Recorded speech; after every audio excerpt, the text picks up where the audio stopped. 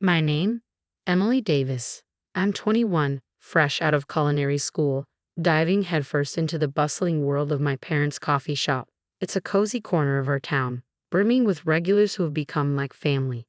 The shop? It's my parents' pride and joy.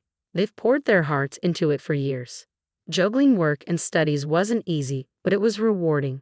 Every day was a whirlwind of coffee beans and pastry delights. Then, out of nowhere, Bob's call shattered the routine. Bob's voice crackled with urgency as he delivered the news. My wife had an accident. It sent a shiver down our spines, filling the air with concern. Though the specifics eluded us, the gravity of the situation was clear. Without hesitation, we agreed to care for his children while he tended to his wife at the hospital. They were still tender souls, craving comfort amidst the chaos. Bob arrived at the coffee shop with his children in tow, their faces a mix of confusion and worry. I opened my arms to them, offering solace in the familiar warmth of our shop. Hours later, another call came, this time with a lighter tone. While my sister-in-law was out of immediate danger, her injury required rest. Bob entrusted us with the care of his little ones a while longer, a responsibility we embraced without hesitation. I was caught in a quandary. Between running the coffee shop with my parents and being an employee there myself, juggling childcare every day seemed untenable. After much deliberation, my parents and I reached a compromise. I'd step in for about 2 weeks.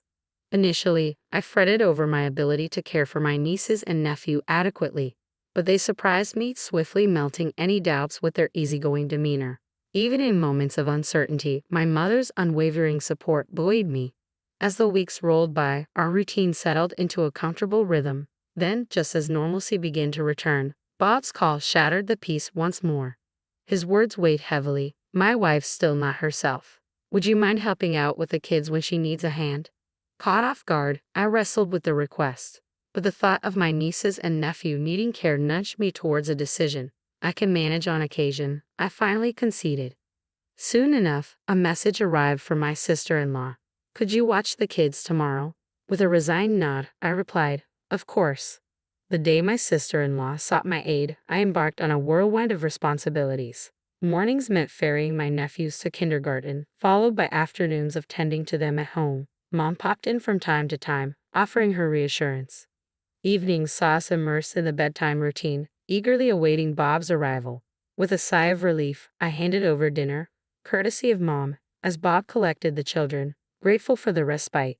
Despite the exhaustion and doubts creeping in, abandoning Bob's family was never an option. Both Mom and I rallied, doing what we could to ease their burden.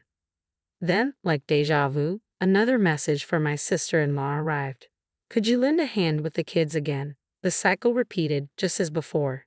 In the morning, I set off to collect the children, making my way to the familiar grounds of the kindergarten. The teachers greeted me warmly, smoothing the drop-off process. With cheerful farewells, the boys bounded off to join their peers, leaving me to assist at the cafe my parents managed. Time flew by, and soon it was time to retrieve the children once more. Dad's reminder snapped me into action, and I hurriedly made my exit from the cafe. Arriving at the kindergarten, I found a small crowd already gathered. Amidst the chatter, a voice called out, Emily. I spun around to find myself face to face with a familiar figure from my school days. Ashley. The surprise painted across my features mirrored hers. It was an unexpected reunion indeed. Long time no see, she exclaimed, her smile infectious. It turned out her child was also enrolled at the same kindergarten as my nephews. Though eager to catch up, the bustling atmosphere wasn't conducive to lingering conversations. We swiftly exchanged contact details before parting ways. The following day brought a pleasant surprise. Ashley appeared at the cafe during my shift. Sensing the opportunity, my parents graciously encouraged us to take a breather from our duties and catch up when the rush subsided. I gladly seized the chance to reconnect with Ashley. Ashley's fondness for our cafe warmed my heart, yet her demeanor shifted suddenly, as if a weighty memory had resurfaced. By the way, I spotted your nephew's mom the other day, she disclosed, her tone serious. I was taken aback by the unexpected turn in conversation, simply nodding in response. Really? Yeah, I didn't approach her, but I've spoken to her before, so I'm certain it was her. But there's something. Ashley hesitated, searching for the right words. Intrigued, I encouraged her to continue. What she revealed left me stunned. and it seemed my mom had overheard Ashley's revelation, our eyes locked in silent understanding. After Ashley departed, I turned to Mom, eager to hear her thoughts on the matter. "We'll keep an eye on things for a bit longer," Mom suggested, and I nodded in agreement. But then, out of the blue, my phone rang, flashing Bob's name. I couldn't answer right away, and by the time I noticed the missed calls, I was already calling him back. "What's going on?" I asked, confusion lacing my tone. "What? What happened?" Bob's voice burned with restrained frustration. As he recounted the situation, anger simmered beneath his words. It turned out he'd returned home to retrieve something forgotten, only to find the kids alone in a supposedly empty house. Shock gripped me at the gravity of his story. Yet amidst it all, I couldn't shake the question. Why was I the target of his fury? My inquiry seemed to stoke Bob's anger even further. Bob's accusation hit me like a punch to the gut, leaving me speechless. Yet amidst the shock, I found the strength to defend myself. "I understand your frustration, but your wife must have misunderstood," I countered. "I did receive her message, but I explained that I couldn't manage today. With Mom falling ill unexpectedly, we're short-staffed at the cafe. I simply couldn't leave." There was a brief silence on Bob's end before he questioned, "But my wife mentioned something else. She claims that every time she asks for your help with the kids, you demand payment. Is this true?" My voice rose in frustration mid-conversation. "What? That's not true. I've never once demanded payment for looking after the kids. Mom can vouch for that. If you're unsure, why not ask her?" My retort hung heavy in the air, leaving Bob speechless. Finally, he murmured, "So what's this about the money my wife mentioned?" "I honestly don't know. You should discuss it with her," I replied firmly. Bob's tone softened, wariness seeping through. "I'll do that," he conceded. Despite my reservations, I couldn't hold back any longer, not after hearing the ongoing conversation. I felt compelled to share what I'd learned from Ashley. Bob's response was heavy with exhaustion. "Let me mull it over," he sighed and ended the call. As the dust settled, concern for Bob nagged at me. I confided in Mom about our conversation, seeking solace in her presence. Days ticked by without a word from Bob, leaving us uneasy. Then, just when we thought the dust had settled, another message from Bob's wife arrived, requesting my help with the kids as usual. Initially, I hesitated. The recent revelations left a bitter taste in my mouth, making me question my willingness to continue helping. But Mom intervened. Mom advised me to reach out to Bob before responding to his wife, so I promptly forwarded the message to him. Within minutes, Bob's reply arrived. It was evident he had been grappling with his emotions, but my message seemed to provide some clarity.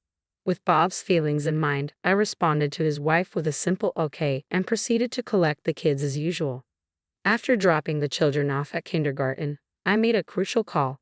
Hanging up, I steeled myself for what lay ahead. Everything was set in motion. Upon arriving at the cafe, I found Bob already there, his face etched with tension. It was a stark departure from his usual demeanor, leaving me uncertain of how to approach him. But before I could ponder further, Mom stepped forward. "I'll handle the kids," she assured Bob, her tone firm yet comforting. "You need to focus on resolving things with your wife. Emily, I'm trusting you." Bob's reaction to Mom's words was palpable as he nodded in acknowledgement. Returning the nod, I affirmed, "Okay, I'm on my way." We made our way to Bob's house together, a silent understanding passing between us. Pausing at the doorstep, Bob fumbled with his keys, his hands trembling slightly. I chose to overlook it, respecting his need for composure. Inside, the muffled voices of my sister-in-law and a few other women drifted through the air. Bob unlocked the door with shaky hands, pushing it open slowly as we entered with utmost care, hoping not to disturb the conversation. Their chatter became clearer as we ventured further into the house. "How's your foot holding up?" My sister-in-law's voice floated into the hallway, responding to a query. "It's getting better, nearly healed," came the reassuring reply. Oh, realization dawned on me.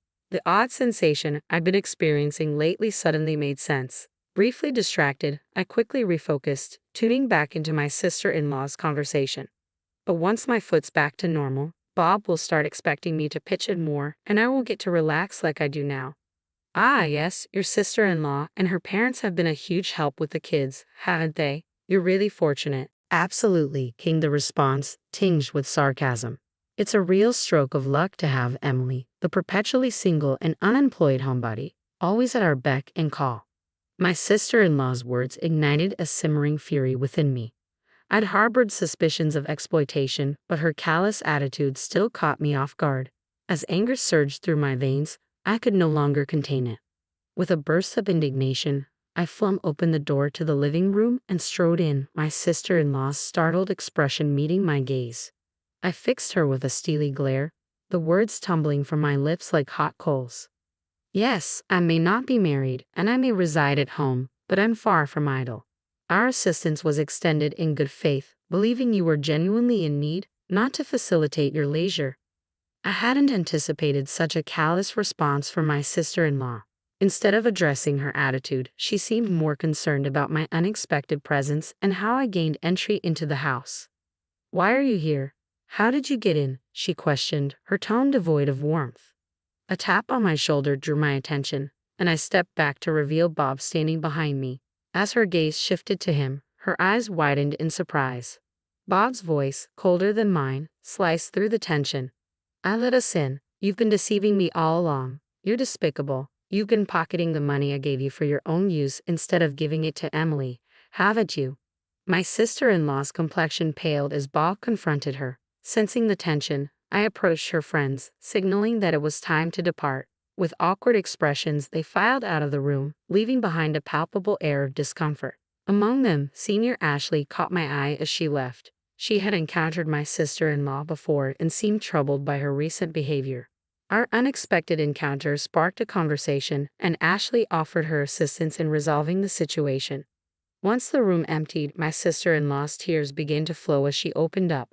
In summary, she explained that since the birth of their second child, managing childcare had become increasingly challenging.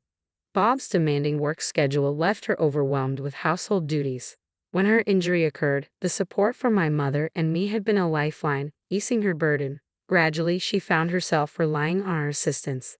Regarding the money provided by Bob, she confessed that since her marriage, she had lacked personal finances. The temptation to use the funds for personal expenses became irresistible due to this financial strain. My sister-in-law's explanations didn't quite ring true for me. Sensing my skepticism, Bob suggested we call it a day. Taking his cue, I bid farewell and left their home.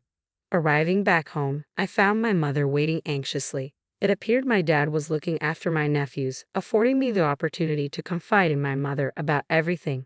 Her expression turned thoughtful as I recounted the events. "I see. It sounds like a matter they need to sort out," she remarked, before turning her attention back to my nephews. I followed suit, joining them as they greeted me with wide smiles and called out, "Aunt Emily."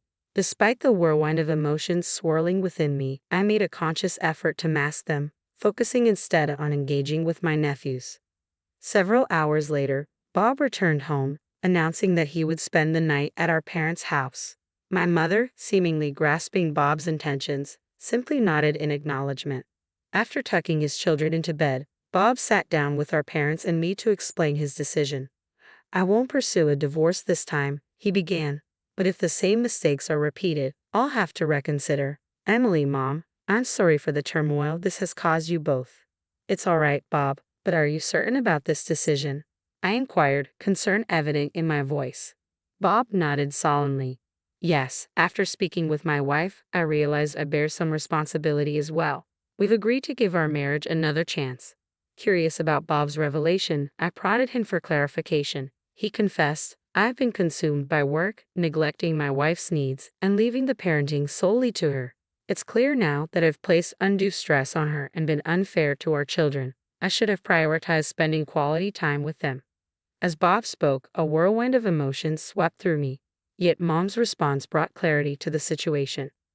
"I understand," she said, her tone thoughtful. "While forgiving may be challenging from a personal standpoint, as a wife and mother, I empathize with the complexities of your decision. If this is what you've both agreed upon, I won't stand in your way. Just ensure you keep your private matters private this time." Bob nodded in acknowledgement, a flicker of apprehension crossing his face as he bit his lip. Since then, neither Bob nor my sister-in-law have made any requests of me. In fact, I haven't crossed paths with her at all. It's likely uncomfortable for her to confront me, and while Dad's frustration simmers over her lack of apology, I find solace in the absence of awkward encounters. When I shared my reluctance with Bob, he assured me, I understand. I'll do my best to minimize any chance encounters between you two. Thanks to his efforts, my routine gradually regained its familiar rhythm. At the chime of the doorbell, I turned only to find Bob standing there with my nephews in tow. Releasing Bob's hand, the kids darted toward me, their voices ringing out joyfully, calling my name. Aunt Emily, my nephews' cheerful voices rang out as they rushed into my arms. With a warm smile, I embraced them, relishing their affection. As the kids chatted with my parents over slices of cake, Bob leaned in, his voice low and earnest. He confided that while my sister-in-law was remorseful, she harbored reservations about the children's fondness for me, preferring they avoid seeing me. Hearing this, I couldn't help but feel a twinge of resentment towards her. After all, she had brought this upon herself. Though I knew there might come a time when I have to confront her again, for now, the wounds of the past remained fresh. It seemed unlikely that I would soon forget what my sister-in-law had put me through.